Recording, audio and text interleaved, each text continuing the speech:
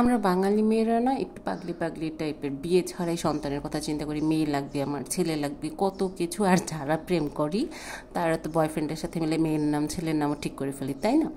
তো আমিও না অনেকটা ওইরকম, একদম ছোটো থেকে যখন বুঝতে শিখলাম আমার বিয়ে হবে, তখন থেকে আমার ইচ্ছা ছিল আমার মেয়ে দরকার।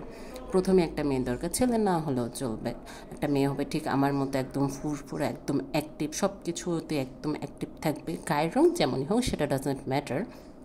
বাট এখন না আমি আর মেয়ে চাই না। কেন চাই না জানো? আল্লাহ যদি আমাকে ফিউচারে সন্তান দেয়, আল্লাহ যাতে আমাকে মেয়ে না দেয়।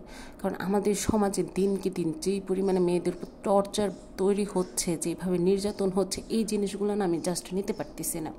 আজকে আমার মেয়ে হবে, আমি চাবো না, আমি তো ভাববো যে আমার মনে হবে যে আমার সংসারে বা আমার বাবার বাড়িতে, আমার মা শ্বশুর বাড়িতে, আমার আত্মীয় স্বজনের কাছে আমার মেয়েটা সেফ না।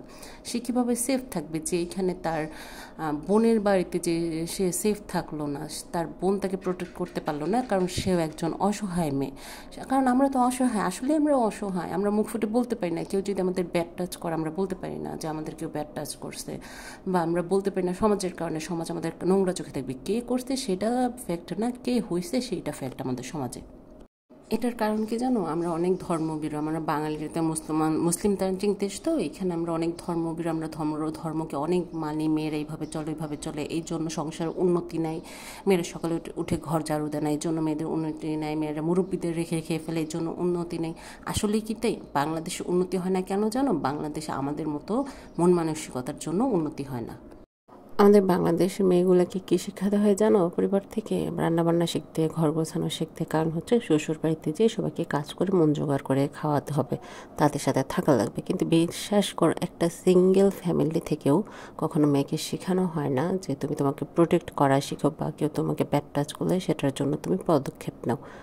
ইন ফিউচার আল্লাহ যদি আমাকে কোনো মেয়ে সন্তান দেয় না, আমি তাকে এটাই শেখাবো কীভাবে নিজেকে প্রোটেক্ট করা লাগে, বা কেউ ধর্ষণের চেষ্টা করে তাকে কীভাবে জবাব দেওয়া লাগে। এখন তোমরা বলতে পারো তোমার মেয়েকে তাহলে বাড়ির কাজ করবে না ইন ফিউচারে? হ্যাঁ করবে, অবশ্যই করবে। তার বিয়ে হবে, তার হাজব্যান্ড হবে, এমন একজনের কাছে আমার মেয়েকে আমি দিব যে তার ওকে বলবে না যে হাজব্যান্ড কোনো কাজ বলে সেটা সাথে সাথে করার লাগে। ইনফ্যাক্ট আমি কি চিন্তা করি জানো? আমি তো চিন্তা করি আল্লাহ যদি আমাকে মানে কোনো সুযোগ দেয়, আমি আমার সন্তানকে আমি দেশের বাইরে নিয়ে চলে যাব।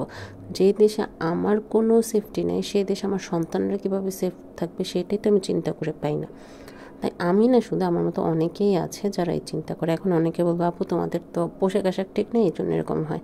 হ্যাঁ আসলেই তো পোশাক ঠিক নেই, এই জন্য যে বৃদ্ধ মহিলা, তারপর 8 বছরের বাচ্চাটা যারা নির্মমভাবে এরকম হায়নাদের, মানে কি বলবো, আর বলার কিছু নাই, এভাবে নির্যাতিত হলো, তাদের তো পোশাকের জন্যই হয়েছে। যাই হোক, শেষমেশ কিছু বলার নাই, আমি শুধু আল্লাহর কাছে বিচার দিতে পারি, আল্লাহ তাদের বিচার করুক।